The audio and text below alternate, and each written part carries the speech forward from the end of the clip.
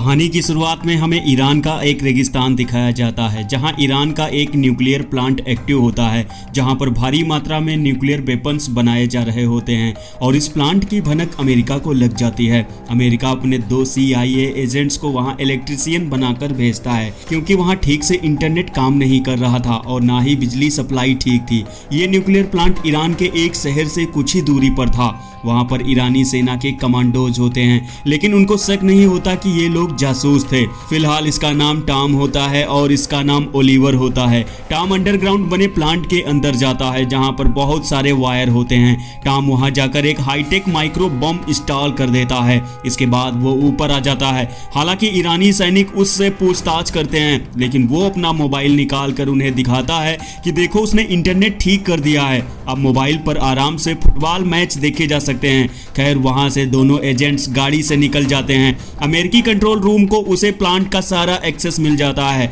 और वे लोग चाहते तो उस न्यूक्लियर प्लांट को ब्लास्ट कर सकते थे, लेकिन उन लोगों को सही समय का इंतजार होता है। इसके बाद दिखाया जाता है अमेरिकी कंट्रोल रूम से उस बम को एक्टिव कर दिया जाता है और फिर एक जोरदार ब्लास्ट होता है। पूरा का पूरा ईरानी न्यूक्लियर प्लांट ब्लास्ट हो जाता है। इसके बाद ईरान सेना का चीफ कमांडर हेलीकॉप्टर से वहां पर जाता है, जिसे आदेश दिया जाता है कि जो लोग रिस्पॉन्सिबल हैं वो छोड़े नहीं जाएंगे। उसका शक इजराइल या अमेरिका पर जाता है। उसको यह भी बताया जाता है जो लोग पिछले 10 दिन के अंदर न्यूक्लियर प्लांट में किसी कारणवश आए थे उन सबको अरेस्ट किया जाए। इधर टॉम अपना सामान बांधकर निकलने की तैयारी में होता है। वो घर से निकल जाता है, लेकिन ओलिवर वहीं पर रहता है। इसके बाद हम पाकिस्तान का सीन देखते हैं जहां नसीर नाम का यह शख्स पाकिस्तानी खुफिया एजेंसी ISI के लिए काम करता है। अब इसका क्या सीन होने वाला है आगे इस कहानी में आप जरूर जानेंगे। अब नसीर को एक फोन आता है और उसे ब्लास्ट के बारे में बताया जाता है। साथ ही उसे यह भी बताया जाता है कि ईरान हाथ धोकर उन एजेंट्स के पीछे पड़ा है।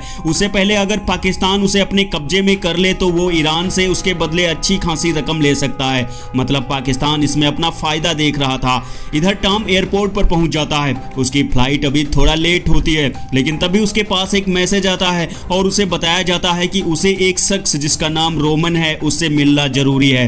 अब टॉम एयरपोर्ट से वापस आ जाता है और रोमन नाम के उस शख्स से मिलता है। दरअसल रोमन ही वो शख्स होता है जो टॉम को किसी भी मिशन की जानकारी देता था। यहाँ रोमन टॉम को एक और मिशन पूरा करने के लिए कहता है और इसके बदले उसे ढेर सारे पैसे देने की बात करता है। लेकिन टॉम अपने घर जाना चाहता था, लेकिन रोमन कहता है कि ईरान अफगानिस्तान बॉर्डर पर एक सीक्रेट लैंडिंग स्ट्रिप तैयार कर रहा है, रेडी होने से पहले हम उसे ब्लास्ट कर देंगे। अब टॉम वो काम करने के लिए राजी हो जाता है। रोमन कहता है कि पहले तुम्हें अफगानिस्तान जाना होगा और वहां मोहम्मद नाम का एक शख्स उसके लिए गाइड का काम करेगा। अब टॉम मोहम्मद के साथ अफगानिस्तान आ जाता है। जब दोनों एक कमरे में स्टे करते हैं तो मोहम्मद टॉम के पास ढेर सारी सीक्रेट डिवाइसेस, बंदूक, वॉकी टॉकी देख लेता है और उसको देखकर वो कहता है कि तुम्हारा मिशन क्या है। तो टॉम अपने मिशन के बारे में उसे सब कुछ बता देता है। मोहम्मद वो सब सुनकर हैरान हो जाता है क्योंकि रोमन ने तो उसे कुछ और बताया था। अब मोहम्मद को टॉम के साथ रहना मजबूरी होती है। खैर टीवी पर ईरान के न्यूक्लियर प्लांट के ब्लास्ट की खबरें चल रही होती हैं। साथ ही टॉम और ओलिवर का फोटो भी दिखाया जा रहा होता है, यानी अब उन दोनों का बचना बहुत मुश्किल होता है। इधर अफगानिस्तान में टॉम जहां स्टे करता है वहां पर वो दूरबीन से देखता है कि कुछ लोग उस पर नजर रख रहे थे। तभी उसे रोमन का फोन आता है और वो कहता है कि टीवी पर सब लोग तुम्हारे बारे में जान गए हैं, तुम जहां भी हो वहां से निकल जाओ। वहां पर हम लोग कोई मदद नहीं भेज सकते, तुम्हें अकेले ही निकलना होगा। अभी हम देखते हैं अफगानिस्तान में ईरानी कमांडर भी आ चुका था। टॉम अभी सीक्रेट कागजात डस्टबिन में डालकर जला देता है और मोहम्मद से कहता है कि हमारा राज खुल गया है, हमें 15 मिनट के अंदर निकलना है। इधर पाकिस्तानी एजेंट नसीर भी एक्टिव हो जाता है। वो टॉम को पकड़ने के लिए एक प्लान बनाता है। वो अपने लोगों को फोन करता है और वो खुद एक गाड़ी में बैठकर रेगिस्तान की तरफ चल देता है। अब यहाँ से नजीर आगे का रास्ता बाइक से तय करने वाला है। खैर टॉम और मोहम्मद एक गाड़ी से निकल रहे थे, तभी उनके पीछे काफी सारे लोग लग जाते हैं और ये सब ईरानियन एजेंसी के लोग थे। टॉम उन लोगों से छिपते छिपाते निकल रहा था, लेकिन एक जगह जाम की वजह से वो फंस जाता है। तभी सबका ध्यान उसकी तरफ चला जाता है, लेकिन टॉम किसी तरह उन गाड़ियों को टक्कर मारकर अपनी गाड़ी भगाता है। नसीर भी उसके पीछे पड़ा था। इस बीच वो ईरानियन कमांडर की गाड़ी में बम लगाकर उसकी गाड़ी ब्लास्ट कर देता है, क्योंकि वो चाहता था टॉम ईरान के हाथ नहीं बल्कि पाकिस्तान के हाथ लग जाए। खैर जैसे जैसे तैसे करके टॉम वहां से निकलकर बाहर आता है, लेकिन एक जगह उसके गाड़ी का टायर पंचर हो जाता है। वह मोहम्मद से टायर बदलने के लिए बोलता है, लेकिन मोहम्मद ऐसा कुछ भी करने के लिए तैयार नहीं था। वो कहता है मैं इस झमेले में नहीं पड़ना चाहता, वो बस अफगानिस्तान में अपनी बीबी की बहन को ढूंढने आया था।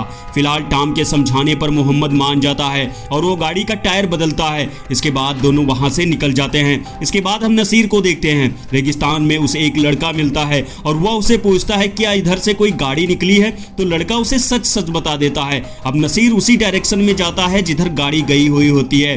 अभी टॉम को चलते चलते काफी रात हो जाती है। उसे हेलीकॉप्टर की आवाज सुनाई देती है। तभी उसको आसमान में हेलीकॉप्टर दिखाई भी पड़ता है। वो समझ जाता है ये हेलीकॉप्टर उसे मारने आया था।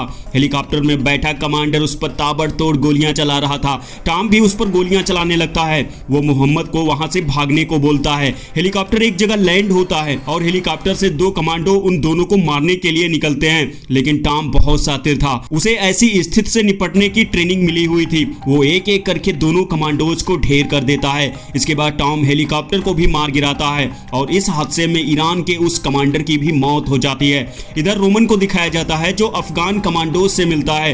दरअसल ये लोग रोमन के दोस्त होते हैं। रोमन उनकी गाड़ी में बैठकर टॉम और मोहम्मद का रेस्क्यू करने के लिए चला जाता है। इसके बाद हम टॉम और मोहम्मद को देखते हैं, दोनों पैदल जा रहे थे। तभी उन्हें कुछ गाड़ियां दिखाई पड़ती हैं। कुछ लोग बाहर आते हैं। हालांकि वो लोग टॉम की भाषा नहीं समझ सकते थे, तो टॉम मोहम्मद से कहता है कि वो उन्हें बताए कि वे लोग रोमन के आदमी हैं। अब मोहम्मद वैसा ही उन लोगों से कहता है। वे लोग दोनों को गाड़ी में बैठाल कर एक जगह ले जाते हैं। यहाँ दोनों इस्माइल नाम के एक शख्स से मिलते हैं और ये शख्स पैसों के लिए किसी को भी मार देता था, चाहे उनके अपने ही लोग क्यों ना हो। लेकिन इस्माइल टॉम का पुराना दोस्त भी था और इस्माइल वो शख्स भी होता है जिसने मोहम्मद के लड़के को मार दिया था। इस वजह से मोहम्मद उसे नाराज होता है और वो टॉम पर भी नाराज होता है कि उसने इस्माइल से मदद क्यों मांगी। लेकिन टॉम उसे समझाता है कि यहाँ से निकलने के लिए उसे गाड़ी की जरूरत है और इस्माइल ही वो शख्स है जो उसे गाड़ी दे सकता है। अब दोनों उस गाड़ी में बैठकर चले जाते हैं, लेकिन तभी इस्माइल किसी को फोन करता है। हालांकि इस्माइल चालाक किस्म का आदमी था।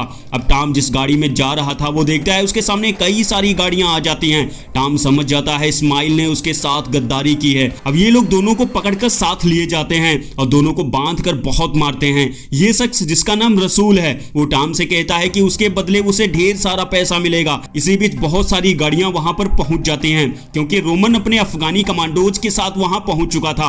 अब दोनों तरफ से बहुत ज्यादा गोलीबारी होती है। काफी सारे लोग मारे जाते हैं। रसूल को भी ढेर कर दिया जाता है। इस बीच रोमन उस जगह जाता है जहां टॉम बंधा हुआ था।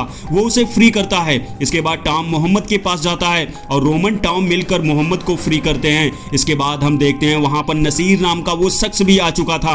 तीनों एक गाड़ी में बैठकर बाहर निकल रहे होते हैं। तभी नसीर इन लोगों के पीछे पड़ जाता है। ये लोग ईरान अफगानिस्तान बॉर्डर के पास थे। रोमन जानता था नसीर के होते हुए वे लोग कभी नहीं निकल सकते। इस वजह से वो उन पर ताबड़तोड़ गोलियां चलाता है। नसीर भी गोलियां चलाता है, लेकिन इस बीच एक गोली रोमन को लग जाती है। अब रोमन नसीर को रोकने के लिए गाड़ी से कूद जाता है। हालांकि टॉम को उसके कूदने का बहुत अफसोस होता है क्योंकि उसके सामने ही उसके दोस्त को मार दिया जाता है। अब नसीर गाड़ी से बाहर आता है और अब वह बाइक से उसके पीछे जाता है। यहाँ पर नसीर के लोग टॉम की गाड़ी पर रॉकेट लॉन्चर से ताबड़तोड़ हमला करते हैं, लेकिन टॉम सबसे बचते बचाते हुए किसी तरह अपनी गाड़ी आगे ले जा रहा था। लेकिन इस बीच हम देखते हैं वहां पर ढेर सारी गाड़ियां आ जाती हैं, यानी टॉम पूरी तरह से दोनों तरफ से घिर चुका था। इधर अमेरिकी कंट्रोल रूम के सभी लोग चिंतित हो जाते हैं। इस बीच टॉम की गाड़ी पर आरपीजी से हमला किया जाता है और उसकी गाड़ी पलट जाती है। टॉम और मोहम्मद दोनों बुरी तरह से घायल हो जाते हैं। उन दोनों का बचना लगभग नामुमकिन था। अब नसीर टॉम पर गोलियां चलाता है। टॉम भी नसीर पर गोलियां चलाता है और एक गोली नसीर के गर्दन पर लग जाती है जिससे वो जमीन पर गिर जाता है। लेकिन तभी नसीर के लोग गाड़ियां लेकर उसकी तरफ बढ़ते हैं।